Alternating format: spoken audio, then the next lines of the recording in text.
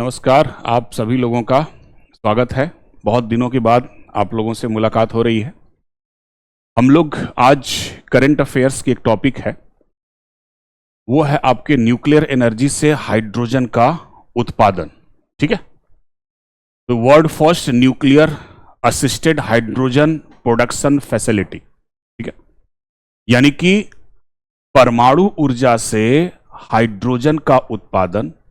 जैसे कि आप जानते ही हैं कि भारत सरकार ने हाइड्रोजन से फ्यूल बनाने के लिए, यानी हाइड्रोजन फ्यूल बनाने के लिए नेशनल ग्रीन पॉलिसी को लागू किया हुआ है, national hydrogen green policy.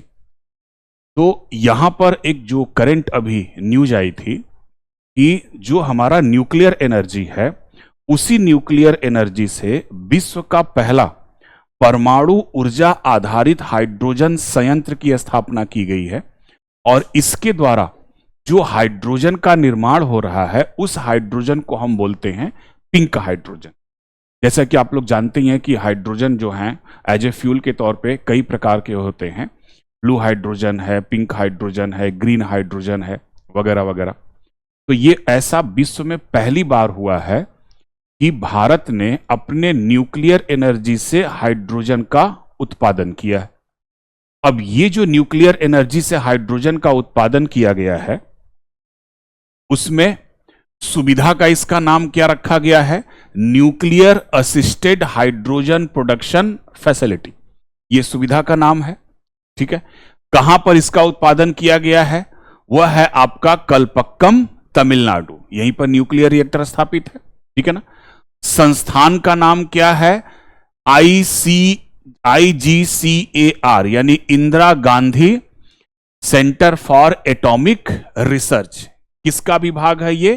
Department of atomic energy. ठीक है। अब इसमें जो तकनीकी इन्वॉल्व हुई है, उस तकनीकी को हम बोलते हैं कॉपर क्लोरीन थर्मोकेमिकल साइकिल। यानी कि कॉपर क्लोरीन थर्मोकेमिकल साइकिल के द्वारा जिस हाइड्रोजन का उत्पादन न्यूक्लियर पावर प्लांट में किया जा रहा है, उसी हाइड्रोजन को हम बोलते हैं पिंक हाइड्रोजन। और इसका जो स्रोत है वह है परमाणु रिएक्टर की ऊष्मा। जैसा कि आपको पता ही है कि जो परमाणु रिएक्टर होते हैं, वह परमाणु रिएक्टर करते क्या हैं? जल को वाष्प में ऊष्मा में बदलते हैं। यह ऊष्मा जो होती है वो टरबाइन को चलाती है, और टरबाइन जनरेटर से जुड़ा होता है, और वही जनरेटर क्या करता है? बिजली का उत्पादन करता है। तो इस न्यूक्लियर पावर प्लांट से जो हीट निकल रही है, उसी हीट से हम क्या कर रहे हैं? हाइड्रोजन का उत्पादन कर रहे हैं। अब इससे जो संबंधित रिएक्टर है वो है आपका फास्ट ब्रीडर टेस्ट रिएक्टर, तीव्र प्रजनक रिएक्टर। जैसा कि आप जानते ही हैं कि भारत का जो न्यूक्लियर एनर्जी प्रोग्राम है 1954 में आया था, 3 चरणी परमाणु ऊर्जा कार्यक्रम। और इस 3 चरण में दूसरे चरण में इस्तेमाल हुआ है फास्ट ब्रीडर रिएक्टर का। और ये फास्ट ब्रीडर रिएक्टर ऐसा रिएक्टर होता है कि इसमें जितनी मात्रा में हम अभिकर्मक डालते हैं, अभिक्रिया के पश्चात उससे अधिक मात्रा में हमको अभिकर्मक यानी कि रिएजेंट की प्राप्ति हो जाती है। तो उसी ऊष्मा से, इसी फास्ट ब्रीडर रिएक्टर से हमको क्या मिला? हाइड्रोजन मिला। और विशेषता इसकी क्या है कि बिजली के बजाय यह न्यूक्लियर हीट से क्या करेगा? हाइड्रोजन का उत्पादन करेगा। नॉर्मली क्या होता है, जैसे जल का इलेक्ट्रोलिसिस करते हैं, विद्युत अपघटन। तो विद्युत अपघटन में हम क्या करते हैं? जल के अणुओं को तोड़ा जाता है हाइड्रोजन और ऑक्सीजन में, और देन फिर वहां से हाइड्रोजन की प्राप्ति की जाती है। तो वहां पर इलेक्ट्रिसिटी की जरूरत पड़ती है। तो यहां पर इलेक्ट्रिसिटी की जरूरत नहीं होती है। जो ऊष्मा होती है, उसी ऊष्मा से जो न्यूक्लियर एनर्जी से निकल रही है, न्यूक्लियर पावर प्लांट से निकल रही है, उससे हम क्या करेंगे? हाइड्रोजन को प्राप्त कर लेंगे। और ये जो आपका हाइड्रोजन है, हाइड्रोजन फ्यूल आप जानते ही हैं कि कम कार्बन ईंधन, स्वच्छ ऊर्जा होती है, जिसका औद्योगिक उपयोग बहुत ज्यादा हो सकता है। इसके अलावा अगर देखा जाए कि इसका उपयोग क्षेत्र क्या क्या है, इसका कहां कहां उर्वरक में, रिफाइनरी में, इस्पात में, रसायन में और स्वच्छ ईंधन में इसका इस्तेमाल हो सकता है। ठीक है। और इसकी अगर प्रकृति देखा जाए तो प्रकृति कैसी है? डिमॉन्स्ट्रेशन प्रोजेक्ट है। ठीक है, डिमॉन्स्ट्रेशन। महत्व क्या, अगर व्यापक महत्व देखें तो हमारी जो, चलिए अगर हम देखा जाए कि न्यूक्लियर असिस्टेड हाइड्रोजन प्रोडक्शन जो फैसिलिटी हम लोग बोल रहे हैं, ये वास्तव में है क्या?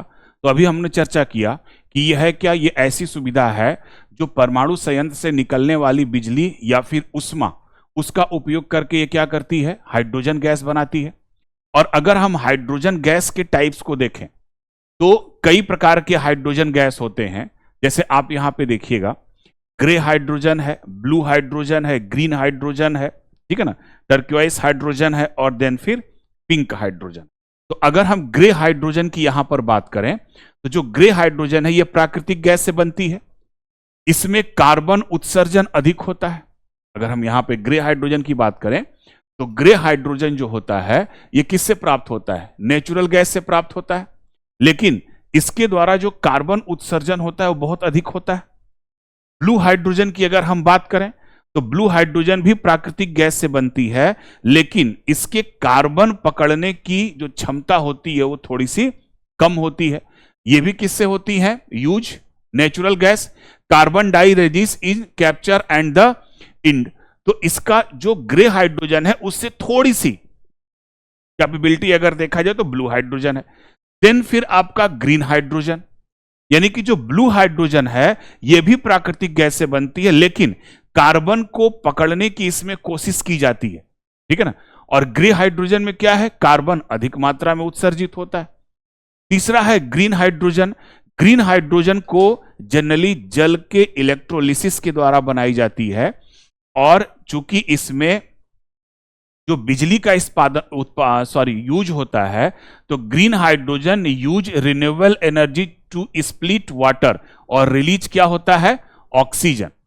तो जो आपका ग्रीन हाइड्रोजन है, ये ग्रीन हाइड्रोजन पानी के इलेक्ट्रोलिसिस की प्रक्रिया के द्वारा बनाई जाती है, और इस इलेक्ट्रोलिसिस में अगर बिजली का जो हम इस्तेमाल कर रहे हैं अगर वो रिन्यूएबल सोर्स से आए, तब हम इसको क्या बोलते हैं, ग्रीन हाइड्रोजन बोलते हैं।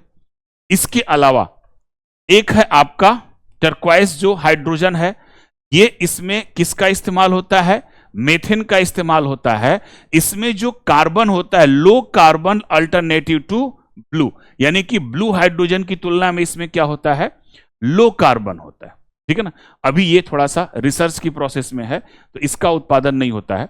नेक्स्ट जो हम लोग जिसकी चर्चा कर रहे हैं वो है आपका कौन सा, पिंक हाइड्रोजन। तो जनरली जो पिंक हाइड्रोजन होता है, इसमें ये ग्रीन हाइड्रोजन की तरह है, बट यहां पर पानी को तोड़ने के लिए जो बिजली की आवश्यकता होती है, उस बिजली को हम कहां से ले रहे हैं, न्यूक्लियर एनर्जी से, ठीक है ना। यानी कि जब पानी को तोड़ने के लिए जरूरी बिजली या उष्मा परमाणु ऊर्जा से मिले, तब हम इसी को या तो पिंक हाइड्रोजन बोलते हैं या इसको हम बोलते हैं न्यूक्लियर हाइड्रोजन। तो हम इसको पिंक हाइड्रोजन भी बोल सकते हैं और हम इसको न्यूक्लियर हाइड्रोजन भी बोल सकते हैं, ठीक है। अब इसके आगे अगर हम नेक्स्ट पर देखें कि आखिर ये जो फैसिलिटी है वो काम कैसे करती है, अगर इसके हम काम करने को तरीकों को देखें कि ये कैसे काम करती है, तो पहला इसका काम करने का जो तरीका है वो है आपका इलेक्ट्रोलिसिस। फर्स्ट इसका जो प्रोसेस है वो है आपका इलेक्ट्रोलिसिस प्रोसेस है, यानी कि इलेक्ट्रोलिसिस की प्रक्रिया के द्वारा इसमें बिजली का उपयोग किया जाता है और पानी को इसमें तोड़ा जाता है। तो जैसे आप यहां पे देखिए, वाटर का मॉलिक्यूल है, इसमें हम इलेक्ट्रोलिसिस का प्रयोग करेंगे और ये किसमें, हाइड्रोजन और प्लस किसमें, ऑक्सीजन में स्प्लिट कर जाएगा। और अगर बिजली परमाणु संयंत्र से आए तो हाइड्रोजन उत्पादन कम कार्बन वाला हो सकता है, ठीक है ना। दूसरा इसमें प्रोसेस है हाई टेम्परेचर, हाई टेम्परेचर यानी कि हाई टेम्परेचर स्टीम इलेक्ट्रोलिसिस।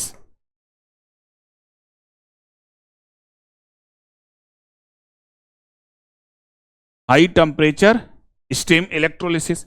अब इस प्रक्रिया में क्या होता है कि अगर परमाणु संयंत्र में केवल बिजली ही नहीं बल्कि ताप भी मिल जाए, तो उस ताप से जो भाप की प्राप्ति होती है तो भी हाइड्रोजन बनाना और अधिक कुशल हो जाएगा, क्योंकि पानी को तोड़ने में लगने वाली कुल ऊर्जा हीट के रूप में मिल जाती है। तो ये भी प्रक्रिया उसमें इन्वॉल्व हो सकता है। तीसरा है थर्मोकेमिकल प्रोसेस।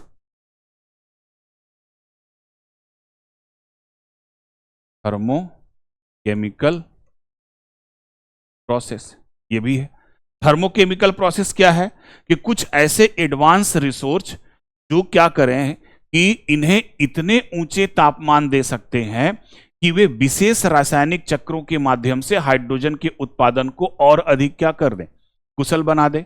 अभी यह तकनीकी व्यापक तौर पर अभी व्यावसायिक रूप नहीं ले पाई है, लेकिन यहां पर जो ये तकनीकी है इलेक्ट्रोलिसिस, इलेक्ट्रोलिसिस में हम क्या कर रहे हैं, न्यूक्लियर एनर्जी से जो बिजली उत्पादन हो रहा है उस बिजली से हम जल के अणुओं को तोड़ रहे हैं। इसमें क्या है, हाई टेम्परेचर, अधिक तापमान पर हम क्या कर दे रहे हैं, पानी को उष्मा में बदल दे रहे हैं और देन फिर इस उष्मा से हम क्या कर दे रहे हैं, हाइड्रोजन को प्राप्त कर दे रहे हैं। और यहां पर थर्मो जो केमिकल प्रोसेस है इसमें हम कुछ रासायनिक पदार्थों का इस्तेमाल करेंगे, कुछ एडवांस रिसोर्स का इस्तेमाल करेंगे जो इसको क्या करेंगे, व्यापक उच्च तापमान पर पानी के अणुओं को ले जाएगी और उष्मा को क्या करेगी, बना देगी। ठीक है। अब यहां पर जो आप देख रहे हो, अक्सर जो आप चर्चाएं यहां पे कर रहे हो कि ये जो टर्म आपको अक्सर दिखाई दे रहा है वो आपका ये कि असिस्टेड। तो यहां पर असिस्टेड का मतलब ही होता है कि परमाणु संयंत्र से हाइड्रोजन का उत्पादन जो कि स्थिर बिजली देता है, 24 घंटे सप्लाई करता है, कुछ मामलों में यह प्रोसेस हीट भी देता है। इसके अलावा यह मौसम पर निर्भर नहीं होता है, जैसे कि आपके सौर ऊर्जा या विंड, इसकी हमको आवश्यकता नहीं होती है। और ग्रिड डिमांड कम होने पर, यानी कि बिजली की मांग कम होने पर यह अतिरिक्त बिजली का उपयोग क्या करेगा, हाइड्रोजन की प्राप्ति में लगाएगा। That is called assistant. अब ये जो पिंक हाइड्रोजन का उत्पादन है ये क्यों महत्वपूर्ण माना जा रहा है, तो इसके पहला सबसे जो कारण है कि क्यों ये महत्वपूर्ण है, तो उसके महत्वपूर्ण में फर्स्ट पॉइंट ये है कि इसके द्वारा हम क्लीन एनर्जी ट्रांजिशन में मदद कर सकते हैं। क्लीन एनर्जी यानी कि हाइड्रोजन उन क्षेत्रों में जहां सीधे बिजली का उपयोग करना कठिन होता है, जैसे इस्पात उद्योग हो गया, उर्वरक उद्योग हो गया, इसके अलावा रिफाइनरी हो गया, भारी परिवहन क्षेत्र हो गया।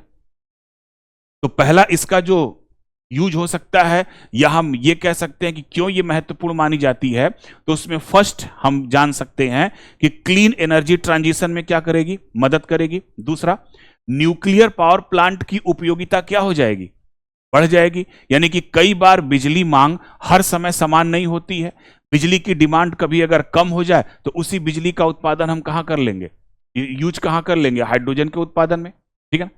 कार्बन इमिशन कम हो सकती है, अगर हाइड्रोजन फॉसिल फ्यूल के बजाय न्यूक्लियर पावर से बने तो जाहिर सी बात है कार्बन उत्सर्जन को क्या किया जा सकता है, घटाया जा सकता है। इसके अलावा एनर्जी सिक्योरिटी में हमारी आत्मनिर्भरता बढ़ जाएगी, यानी कि जो देश तेल और गैस आयात पर निर्भर है वह घरेलू न्यूक्लियर पावर प्लांट के जरिए हाइड्रोजन इकोनॉमी को क्या कर सकता है, विकसित कर सकता है। ठीक है। इसके अलावा अगर हम इसके फायदे देखें तो फायदे बहुत हैं, एक दो थोड़ी हैं। फायदों में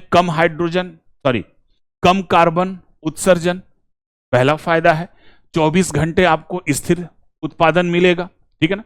रिन्यूएबल एनर्जी या रिन्यूएबल सोर्स के साथ एक पूरक भूमिका होगी। इसके अलावा एग्जिस्टिंग न्यूक्लियर एसेट्स को क्या किया जाएगा, बेहतर उपयोग किया जाएगा और बड़े उद्योग का उपयोग एक स्केलेबल मॉडल के तौर पर उपस्थित हो जाएगा। तो ये आपके पिंक हाइड्रोजन या फिर न्यूक्लियर हाइड्रोजन के ये आपके फायदे हैं। लेकिन इस फायदे के साथ साथ इस न्यूक्लियर हाइड्रोजन के उत्पादन में कुछ चुनौतियां भी हैं। उसमें पहली जो चुनौती है वो है आपकी तकनीकी चुनौती। तो तकनीकी चुनौती में क्या है, अब इसके लिए न्यूक्लियर पावर प्लांट बैठाना, जैसे इलेक्ट्रोलाइजर और न्यूक्लियर पावर प्लांट जो इंटीग्रेशन है वो आसान नहीं है इतना। ठीक है ना। हाई टेम्परेचर सिस्टम का हमको मटेरियल चाहिए, इसके लिए हमको नैनो मटेरियल की आवश्यकता पड़ेगी। ठीक है ना। इफिशियंसी ऑप्टिमाइजेशन भी हमको चाहिए। तो जो पहली इसकी चुनौतियां हैं वो है तकनीकी चुनौती। दूसरी चुनौती, न्यूक्लियर पावर प्लांट को बैठाने में हमारी सबसे बड़ी समस्या है आर्थिक चुनौती, क्योंकि इसकी शुरुआती लागत बहुत अधिक हो सकती है। हाइड्रोजन की बाजार कीमत प्रतिस्पर्धा अगर देखा जाए तो तेजी से प्रतिस्पर्धा होने लगेगी। तो ये दूसरी चुनौती है इसकी, वो है आपकी आर्थिक चुनौती। तीसरा है इसका इंफ्रास्ट्रक्चर चुनौती, जिसको हम बोलते हैं कि नियामक चुनौतियां। तो नियामक चुनौतियों में न्यूक्लियर और केमिकल सेफ्टी दोनों स्टैंडर्ड लागू होते हैं इसमें, ठीक है ना। लाइसेंसिंग प्रक्रिया इसमें जटिल हो सकती है, जो कि एक सार्वजनिक धारणा बनी हुई है। न्यूक्लियर एनर्जी को लेकर लोगों में एक डर बना हुआ होता है, और डर यह है कि अगर कोई इसमें दुर्घटना हो गई और उस दुर्घटना से अगर नुकसान होता है तो इस नुकसान की भरपाई कैसे की जाएगी। हालांकि उत्तरदायी जो अधिनियम 2010 में परमाणु ऊर्जा से संबंधित लाया गया था उसमें इसका प्रावधान है, लेकिन फिर भी लोगों के अंदर एक डर बना हुआ है। तो पिंक हाइड्रोजन के आपके फायदे भी हैं और पिंक हाइड्रोजन के आपके नुकसान भी है। और चूंकि ये पहली बार हुआ है, भारत ने पहली बार ऐसा किया है, तो ये पिंक हाइड्रोजन यानी कि न्यूक्लियर असिस्टेंट हाइड्रोजन कहां पर, अगर हम देश की बात करें तो भारत।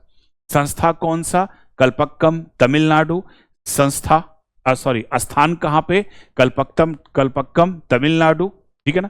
संस्था कौन सी है, डिपार्टमेंट ऑफ एनर्जी, ठीक है ना। और न्यूक्लियर पावर प्लांट का नाम IGCAR कल्पक्कम, जो इससे संबंधित केंद्र है। और न्यूक्लियर पावर प्लांट कौन सा है, फास्ट ब्रीडर टेस्ट रिएक्टर है, ठीक है। तो ये दुनिया की पहली, और आपको पता ही है कहां पर इसको स्टैब्लिश किया गया।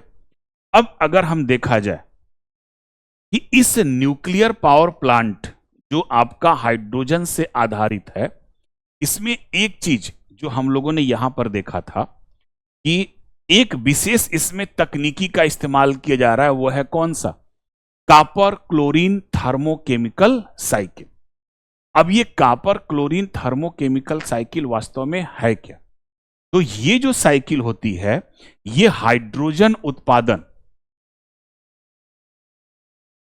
ये जो साइकिल होती है ये आपके हाइड्रोजन उत्पादन की एक महत्वपूर्ण रासायनिक प्रक्रिया, इसको हम बोलते हैं कॉपर क्लोरीन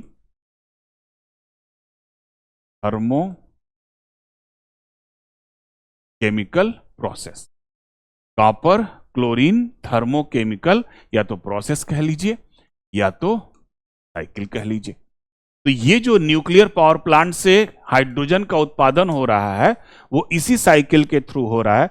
तो इसमें क्या करते हैं कि कॉपर और क्लोरीन आधारित यौगिक का इसमें उपयोग किया जाता है, पहला चीज, यानी कि कॉपर और क्लोरीन आधारित क्या यौगिक का इसमें उपयोग किया जाता है। दूसरी प्रक्रिया क्या है, ये रिएक्शन जो होता है वो कई स्टेप में होता है। तो कई रिएक्शन स्टेप में पानी के साथ फिर हाइड्रोजन को अलग किया जाता है, और उस पानी के साथ हाइड्रोजन को अलग करने में उष्मा की एक बड़ी भूमिका होती है। यह हाई टेम्परेचर न्यूक्लियर सिस्टम के साथ क्या होती जाती है, अनुकूल होती जाती है।